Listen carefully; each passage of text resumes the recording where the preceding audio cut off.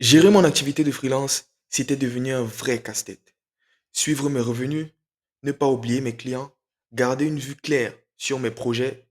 Je passais plus de temps à regrouper les informations dispersées qu'à travailler sur mon activité concrètement. Alors, j'ai décidé de créer un outil simple, visuel, qui me permet de piloter mon activité comme un vrai tableau de bord d'entreprise. Si vous êtes freelance, vous savez certainement de quoi je parle. Les factures qui s'accumulent, les projets qu'on gère à moitié dans Notion, à moitié dans Excel, les clients qu'on oublie de relancer. Résultat, difficile d'avoir une vision claire, de savoir où on en est vraiment. Et croyez-moi, ça finit par coûter du temps, de l'argent et parfois même des clients. J'ai donc conçu un outil qui centralise tout, les finances, les projets, les clients. Tout est relié et en un clic, j'ai une vision globale de la santé de mon activité. Et ça, je vous le montre tout de suite. Voici la vue finance. Elle représente vraiment le cockpit et le cœur du pilotage de l'activité. Premièrement, on a la capacité de suivre les indicateurs de performance clés de l'activité, notamment le chiffre d'affaires qui représente le montant signé des différents contrats ou des différents projets du freelance. Les encaissements, c'est-à-dire le montant réellement perçu. Les décaissements, c'est-à-dire l'ensemble des dépenses supportées par l'activité. Le solde net, qui représente le niveau de trésorerie à l'instant T de l'activité. Et enfin, les créances clients, qui sont tout simplement la différence entre le chiffre d'affaires signé et le chiffre d'affaires encaissé. Ce qui est intéressant, c'est que l'ensemble de ces informations sont relatives au mois sélectionné ici. Là, nous sommes en août. Vous vous rendrez compte que si on sélectionne par exemple le mois de septembre, les informations en termes de chiffre d'affaires, d'encaissement et de décaissement se mettront automatiquement à jour. Revenons sur le mois d'août. Juste en dessous, on a un graphique qui nous montre l'évolution des revenus et des dépenses mois par mois.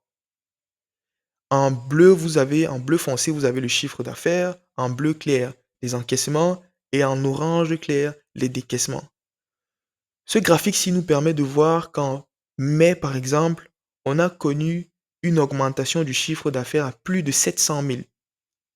Et par exemple, en août, on remarque que les encaissements et les décaissements se sont resserrés davantage. Ce graphique nous permet de savoir à quel mois on est rentable et à quel mois on ne l'est pas du tout. À droite, on a un tableau récapitulatif des dépenses par type de dépenses. Ça nous donne une vision un peu plus macro de nos dépenses et des sources de ces dépenses-là. C'est un tableau qui nous permet de savoir où est-ce que l'argent part concrètement et aussi comment on peut améliorer la rentabilité de l'activité en réduisant les dépenses si nécessaire. Passons maintenant à la vue projet.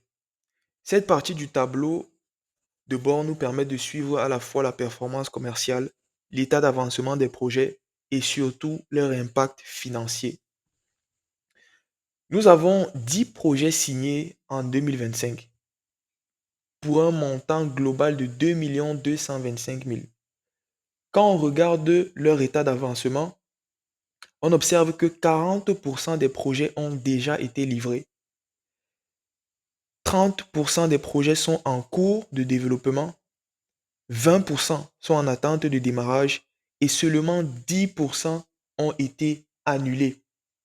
Cela traduit une bonne dynamique d'exécution. La majorité des projets aboutissent effectivement. Sur les 2 225 000 de contrats signés, 1 975 000 ont été déjà encaissés, soit près de 89%. Il reste encore 250 000 de créances clients, ce qui représente 11,24% du portefeuille. Ce taux de recouvrement est satisfaisant, mais il faudra garder un œil sur les montants restants pour éviter les retards de paiement. Ce qui est intéressant dans cette interface, c'est le détail par projet. Ce tableau-ci nous permet de suivre l'évolution de chaque projet qui sont développés ou alors qui sont tenus par le freelance. Pour chaque projet, on peut avoir la date de signature, la deadline prévue, c'est-à-dire la date, le délai de livraison. Et juste à côté du délai de livraison, vous avez un signal. Si le drapeau est vert, ça veut dire que la date de livraison n'a pas encore été atteinte. Mais si le drapeau est rouge, alors la date de livraison est déjà passée. Juste après, on a un petit rectangle qui regroupe l'ensemble des informations financières pour chaque projet. Et donc, ça nous permet de voir le montant signé pour chaque projet, le montant perçu pour chaque projet et aussi les créances qui sont relatives à ces projets-là. Là, tout simplement, cette interface nous permet de voir que le projet CT 800, pardon, CT 081 a une créance de 50 000. Et cette créance-là est reliée au client 1. Là, ça nous permet de savoir qu'on a 50 000 de créances qu'on peut aller chercher chez le client 1 et qu'il n'a pas encore payé. Et enfin, on a aussi la capacité de suivre les projets par statut d'évolution. Est-ce qu'ils ont déjà été livrés? Est-ce qu'ils sont en cours? Est-ce qu'ils sont en attente de démarrage? Etc. Donc, c'est une vue assez détaillée qui permet de piloter chacun des projets de manière subtile. Et juste en bas, on peut suivre les paiements pour chaque projet. Parce que quand on est freelance, quand on est indépendant, on peut travailler sur des projets qui sont plus ou moins longs, avec des coûts assez conséquents, et donc les clients peuvent payer en plusieurs fois. Et dans ce cas, il faudrait pouvoir avoir la capacité de suivre les différents paiements de clients. Et donc, pour ce faire tout simplement, on peut venir sélectionner ici un identifiant de projet et savoir quels sont les paiements qui ont été effectués pour le projet en question. Là, on a le montant, le projet CTU 17 et on voit tout simplement qu'il a été soldé en deux paiements. Le premier paiement de 100 000 et le second paiement de 50 000. C'est ce qui nous donne le montant que vous voyez ici qui est de 150 000. C'est hyper intéressant pour avoir une vision un peu plus précise en ce qui concerne les finances de chaque projet. Et donc, à droite, on a l'évolution tout simplement des projets qui ont été signés par mois. On se rend compte qu'en mai, on a eu un pic de projets, 3, et également il y a d'autres mois où on n'a pas eu du tout de projet. Ça permet aussi d'améliorer en quelque sorte les performances commerciales, les stratégies de marketing, les stratégies de communication pour augmenter les projets signés et améliorer ainsi la rentabilité. Enfin, passons à la vue client. Cette vue me permet de mieux comprendre d'où vient mon chiffre d'affaires et comment je répartis mes efforts de communication. En haut à gauche, on voit que j'ai actuellement 8 clients actifs. 5 sont des entreprises et 3 sont des particuliers. Ce suivi me montre directement quel type de clientèle je touche le plus et donc où concentrer mes efforts de communication et mes efforts commerciaux. Le tableau juste à droite nous montre le suivi financier par type de client. Les entreprises représentent 1,850 million de contrats signés, avec encore 250 000 en attente de règlement. Tandis que les particuliers sont déjà à jour avec zéro créance. Ce tableau est précieux pour savoir qui paye à temps et où il faut relancer. En dessous, chaque client est listé avec le nombre de projets signés, le montant total signé, le montant déjà encaissé et les créances restantes. Par exemple, le client 7 a signé deux projets pour un total de 575 000, mais il reste encore 150 000 en attente. Avec ça, impossible de perdre de vue les paiements et les créances clients. À droite de ce tableau, on a premièrement les tendances dans le temps. Le graphique montre le nombre de clients signés par mois et on peut comparer les entreprises et les particuliers. Donc en bleu foncé, on a le nombre d'entreprises, le nombre de clients de type d'entreprise qu'on a signé. Et en orange foncé, on a le nombre de clients de type particulier qu'on a également signé.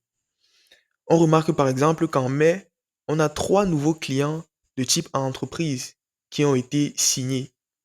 Alors ici, il faut comprendre que lorsqu'on parle de trois clients, ça peut être des clients qui étaient déjà actifs dans la base de données de l'entreprise, mais qui sont venus et qui ont signé des projets différents de ceux pour lesquels ils sont venus premièrement. Enfin, on a un classement, le top 5 des clients. Ce classement te donne une vue rapide des clients qui contribuent le plus à ton chiffre d'affaires. On voit clairement que le client 7 et le client 4 représentent déjà plus d'1 million à eux seuls. Cela permet d'identifier les meilleurs clients stratégiques et de leur donner une attention particulière. En clair, c'est un outil qui aide à garder une relation saine avec les clients tout en sécurisant la trésorerie.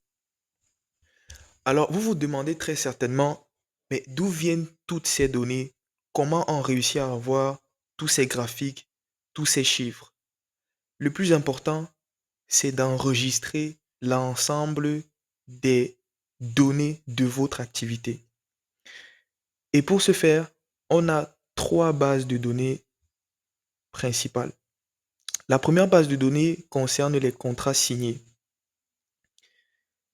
Lorsque vous signez un contrat, un projet ou alors une mission, c'est dans cette base de données-ci que vous viendrez enregistrer le contrat, le projet ou alors la mission. Et lorsque vous enregistrerez un contrat, automatiquement, le contrat sera pris en compte et l'ensemble des informations liées à ce contrat-là sera pris en compte dans les différentes interfaces de l'application. Prenons un exemple simple. Je vais enregistrer un projet le 18/09/2025. Disons que c'est le projet CT 009. Je me rassure que ce nom n'est pas déjà ici. Appelons ça projet bêta. Pour le client Christian, on va dire que Christian, c'est un particulier. Disons que le projet en question, on l'a signé pour 100 000 et que le projet doit durer, euh, disons, 15 jours, approximativement 2 semaines. Ce qui est intéressant, c'est que lorsque vous mettez le délai du projet en jour, vous avez la deadline qui se met à jour automatiquement. Et juste ici à côté, vous pouvez donc sélectionner le statut auquel se trouve le projet. Par exemple, on va mettre en cours. On va mettre en cours. Lorsque vous faites ça, il faut toujours venir sur ce bouton-ci et actualiser les interfaces. C'est ce bouton qui va vous permettre d'actualiser les différentes interfaces afin de pouvoir prendre en compte l'ensemble des éléments. Et donc, lorsque vous avez actualisé, ça va vous renvoyer sur cette interface-ci, la première interface de finance. Mais allons plutôt à l'interface client pour bien remarquer le fait que les enregistrements ont été pris en compte. Là, vous voyez, au départ, on avait 8 clients actifs. Et là, on en a 9. Et vous voyez très certainement le client Christian qui est tout ici en bas avec le type de client, le projet signé, le montant signé. Donc, vous voyez que pour suivre ou alors pour enregistrer les informations qui sont liées au projet ou alors aux missions sur lesquelles vous travaillez, vous allez tout simplement dans la table des contrats et c'est fait. Maintenant, on a également une table pour suivre les paiements clients. C'est donc dans cette table que vous enregistrez l'ensemble des règlements de vos clients. Pour ce faire, il n'y a rien de plus simple. On va venir ici enregistrer la ligne de paiement si il y a paiement. Disons que le client Christian nous a payé le 18/09/2025, donc le même jour. Ce qui est intéressant, ce qu'il faut noter, c'est que il faut aller chercher le numéro du projet. D'accord? Ici, le numéro du projet du client Christian, c'est CT009. Dièse CT009. Il faut venir l'écrire ici afin que l'outil reconnaisse et fasse le rapprochement entre le montant signé pour le projet CT009 et le montant perçu pour le projet CT009. Alors, on va mettre, ce qui est intéressant, c'est que vous voyez directement, lorsque je mets le projet CT09, ça a automatiquement reconnu le client Christian. Et donc, on va mettre le montant perçu. Alors, disons que Christian a payé 80 000. Et donc, on dira qu'il a payé 80 000 par mobile money. Et pareil que pour la base de données des contrats signés, lorsque vous enregistrez une ligne d'information, vous devez toujours venir actualiser les interfaces pour que les informations soient prises en compte dans les nouvelles interfaces. Et lorsque c'est fait, on retourne dans la base de données des clients et là, on voit très simplement que le client Christian, on a signé un contrat de 100 000 avec lui et il a déjà payé 80 000. Donc, il lui reste encore 20 000 à payer. C'est aussi simple que ça. Le plus important, c'est que vous enregistrez de façon claire les informations de votre activité et que vous actualisez à chaque enregistrement l'interface pour que les informations soient prises au niveau des différentes vues. Cet outil, au départ, je l'ai créé pour moi, mais j'ai reçu tellement de retours positifs que j'ai décidé de le mettre à disposition pour d'autres freelances qui se trouvent dans la situation dans laquelle moi, j'étais il y a encore quelques temps. Si vous voulez piloter votre activité comme une vraie entreprise, ou alors que vous connaissez un freelance ou un indépendant qui est dans ce besoin-là, le lien de téléchargement est dans la barre de description. Les 10 premières personnes à acheter le produit bénéficieront d'une réduction spéciale de 30%. 30%. Profitez-en tant qu'il est encore temps. N'attendez pas, votre activité vous remerciera plus tard. Voilà, on arrive au terme de la vidéo. Si vous avez aimé la vidéo, lâchez un like, abonnez-vous pour plus de contenu sur la productivité, l'entrepreneuriat et la data. Et dites-moi en commentaire quelle est la fonctionnalité que vous auriez aimé avoir dans un outil comme celui-ci afin que je puisse améliorer la deuxième version. À très vite. Peace.